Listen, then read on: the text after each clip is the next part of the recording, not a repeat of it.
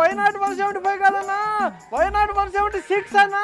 ఏం మాట్లాడుతున్నావురా? ఇప్పుడు దాకా 175 నియోజకవర్గాలు ఉన్నాయి, ఇప్పుడు 176 ఎలా రా? ఈ కోటి ప్రభుత్వం కూడా పసికట్టలేదన్నా. ఓన్లీ మన హ్యాండ్ లోనే ఉంటుంది అది. ఎక్కడుంది? నా సొంత ఖర్చులతో వచ్చేస్తా, తొందరగా చెప్పరా. తెలియకే తిరుగుతున్నావన్నా, ఎతికేస్తున్నావన్నా, దొరికేస్తానా? ఎతకడం ఏంట్రా? ఎతికితే దొరకడానికి అదేమన్నా ప్రాంతమా పర్సన్ రా? క్రియేట్ చేయబడిందన్నా, దొరికేస్తుందన్నా. నీకోసమే క్రియేట్ చేయబడిందన్నా, 176 కోసం అన్నా, నిన్ను సీఎం చేయడానికన్నా. ఎవరన్నా క్రియేట్ చేసింది? నిన్ను సీఎం చేయబోయా మన గుట్కా నాని అన్నా. దాన్ని క్రియేట్ చేశారు, ఓకే. ఇంతకీ దాని పేరేమని చెప్పాడా? నోటితో చెప్తే గుట్కా స్మెల్ వస్తుందని గుట్కలు మింగుతూ చేత్తో రాశాడన్నా, గువ్వాడి వాడ అని. పువ్వాడి వాడ గుడివాడ పక్కనే ఉంటదన్నా. మన వాళ్ళు 100 మంది తిరుగుతున్నారన్నా గుడివాడ చుట్టూ, దాన్ని ఎతకడానికి. అయ్యి బాబోయ్, పిచ్చి బాగా ముదిరిపోయిందిరా మీక. ఇంకా ఎతుకుతూనే ఉన్నారా? మీరు ఎతకండి, నేను లండన్కి పోతా. పిచ్చోళ్ళ గురించి వెంటనే కానీ లైవ్ లో ఇదే చూడటం. ఈ ఇంట్లో వాళ్ళు నా గురించి ఏమనుకుంటున్నారు దగ్గరుండి వింటా. బాత్రూమ్ లో అంతసేపు ఉన్నా వెంటనా? బాత్రూమ్ లో బంగ్లాదేశ్ ఉందమ్మా. అయ్యో దేవుడా, ఏంట్రా జేబులు ఎత్తుకుంటున్నావు? జేబులో ఔరంగజేబు ఉన్నాడు, నువ్వు బయటికి రాక లోపలే ఉంది. ఏ సోఫాలో ఉన్న సోనాలి బింద్రే. సోఫాలో సోనాలి బింద్ర ఏంటి, బాత్రూమ్ లో బంగ్లాదేశ్ ఏంటి, జేబులో ఔరంగజేబ్ ఏంటి? ఏమైందిరా నీకు? అమెజాన్ లో ఏ ఉండొచ్చు కానీ ఇవన్నీ ఉండకూడదా? ఒకసారి మీకు అందరు కూడా ఏ ఉంది కదా, ఒకసారి అమెజాన్ లో పోయి కొట్టండి ఒకసారి. అమ్మ బాబాయ్, ఆ పిచ్చోడి మాటలని అందరూ పిచ్చోళ్ళు అయిపోతున్నారు కదయ్యా. నేను కూడా అమెజాన్ లో ఏఐ కోసం 175 టైమ్స్ ఎతికాను. ఇంకొంచెం వెతికితే నేను కూడా ఆడలో పిచ్చోడు అయిపోయాడు.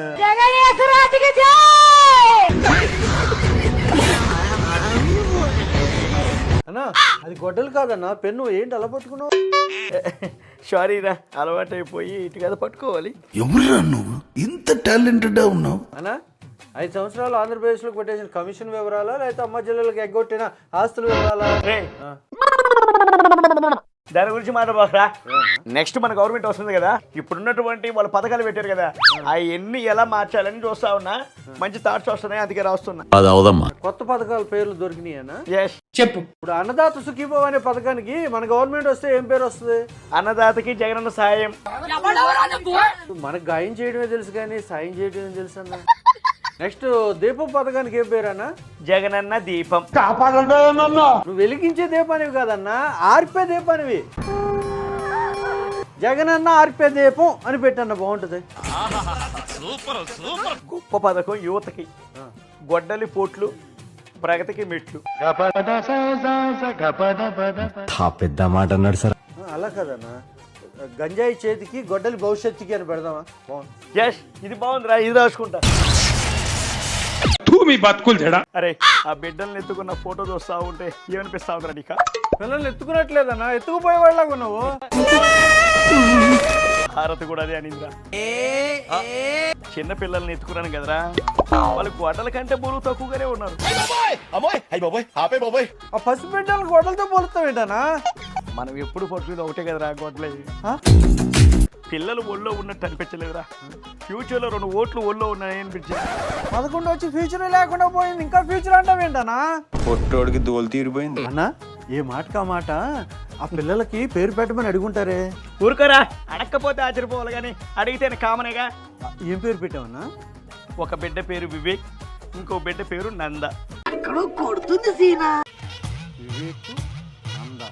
వివేకానంద. అమ్మ బాబాయ్, అదేంటో అంతేరా. ఈ చేతులతో వేసేసాం కాబట్టి ఈ చేతుల్లో ఏ బిడ్డను పెట్టి పేరు పెట్టమన్నా ఆయన పేరే పెట్టుకుంటాం.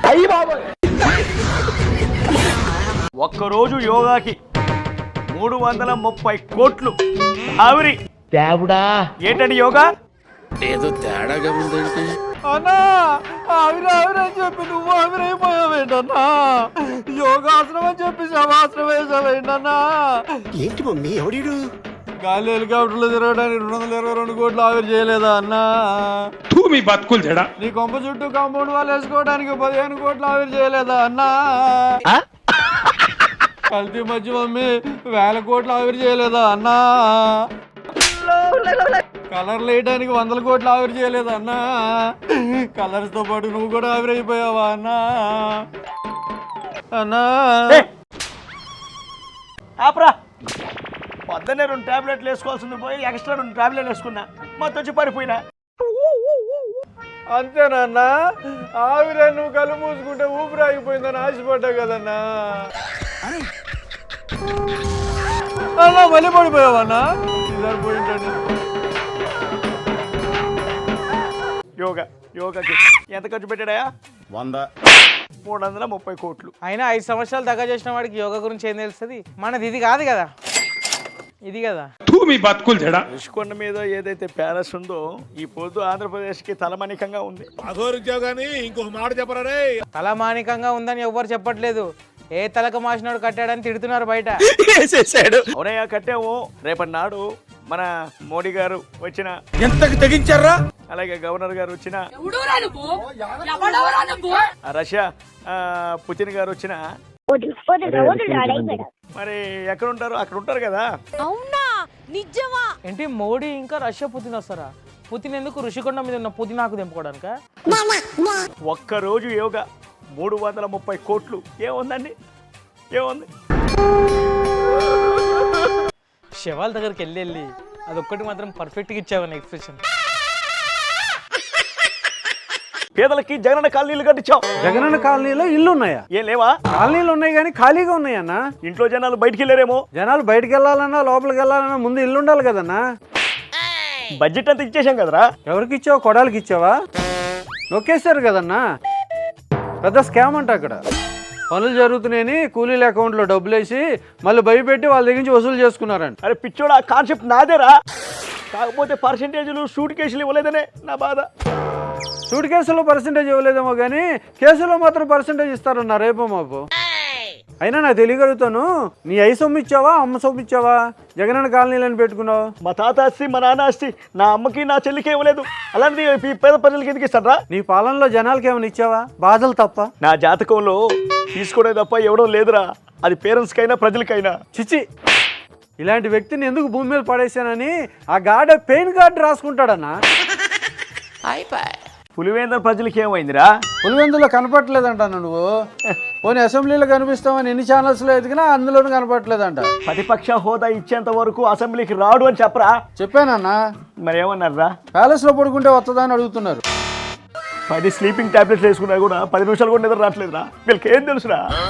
ఇది కుదరదు, ఇది అవ్వదు అనుకున్న సూపర్ 6 కూడా కమిట్ చేస్తూ ఉన్నారు. అక్కడ స్కాములు చేసిన మన వాళ్ళని సూపర్ ఫాస్ట్గా అరెస్ట్ చేస్తూ ఉన్నారు. ఇంకెక్కడ వస్తుందిరా నిద్ర? ప్యాలెస్లో పడుకుంటే నిద్రపోతున్నాడు. ఎలా చెప్తారా? సిగ్గు విడిచి ఒక్క మాట చెప్పరారా? ప్యాలెస్లో చెట్టు కాయలు పండుతున్నాయి కానీ నేను మాత్రం పండుకోవటం లేదురా. ప్రశాంతంగా నిద్రపోయి ఎన్నో నెలలు అవుతా ఉంది. నా తరపున మన పులివేందుల ప్రజలకి ఒకటే చెప్పు, మీ పులి 11 అడుగులు వెనకేసిందంటే ఇక ముందుకు రాదనా? భారతి గొడ్డలి. భయం అంటే ఏంటో తెలుసా అన్న నీకు? 11 వచ్చాక ప్రతిరోజు ప్రతి క్షణం భయపడుతూనే ఉన్నాను. మొన్న వంశీని అరెస్ట్ చేసినప్పుడు, పోసాని కృష్ణమూర్తిని ఇంట్లోంచి లాక్కొచ్చినప్పుడు, టెన్షన్తో ప్యాలెస్లో నేను నడిచిన అరుపులకి పహరీ గోడ మీద ఉన్న పావురాలు గిలగిల కొట్టుకుంటూ పైకి లేచా చూడు. వాటికి తెలిసిన భయం. తిరుపతి దర్శనానికి అందరూ వెళ్తారు కానీ మన హయాంలో చేసిన లడ్డుకి ఒక స్పెషల్ ఉంది. ఆ స్పెషల్ ఏంటో తెలుసుకోవడానికి సిట్టు వాళ్ళు మన దగ్గరకు వస్తున్నారనే చర్చ మొదలైనప్పుడు నేను ఎన్నిసార్లు భయంతో చర్చిలోకి వెళ్ళి ప్రార్థన చేశాను. ఎంత భయపడ్డానో నా భయం మీకేం తెలుసురా? బైబిల్కే తెలుసు. నేను తొందరగా జైల్లో అయ్యా.